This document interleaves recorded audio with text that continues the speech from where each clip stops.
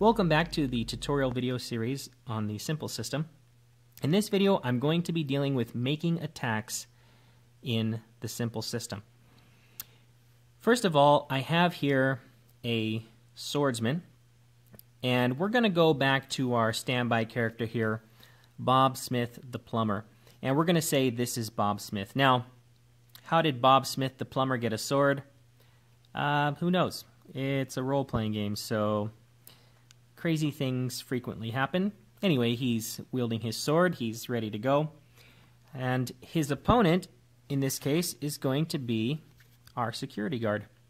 Now, because Bob Smith, the plumber, is wielding a melee weapon, in order for him to attack this security guard, he has to be adjacent to him. So, first he would have to move until he's in one of the squares that is touching the square where the security guard is, and then he can go ahead and make his attack. How does this attack play out? Well, first of all, Bob Smith is going to have to, Bob the plumber is going to have to flip his melee attack, which is based off of his strength. So he just checks here his strength. It's +1 in the fair column, so he's going to be flipping yellow. He flips a card, and there is his result. So that's pretty promising. In response to that, the Game Master is going to flip a card representing the defense of our security guard. So if I just look over here on my opponent card as the Game Master, I can see, okay, his defense is yellow. So I'm also going to be flipping yellow in response to that attack. And, oh, that's a critical failure. In this case, Bob the plumber's attack would, of course, be successful. Let me go ahead and flip another card.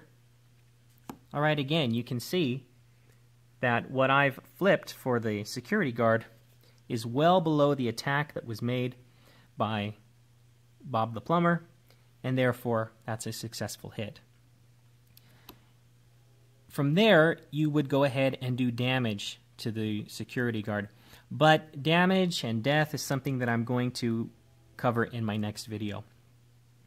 Let's say now that the security guard is not having a good day, and he is going to be the focus of the attack of our little soldier here as well.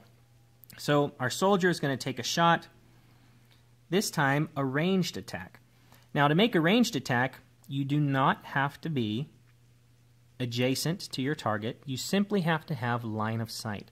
Line of sight is as easy as saying, can the attacker see the target? As long as the attacker can see the target, he can make an attack.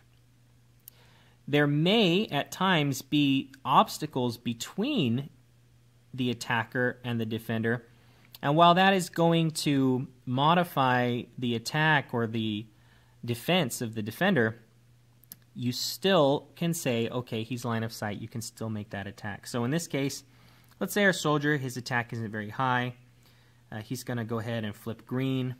All right, that's not a very good result. Again, our security guard's defense is yellow, so he's going to flip his defense. Oh, sorry, didn't shuffle these cards.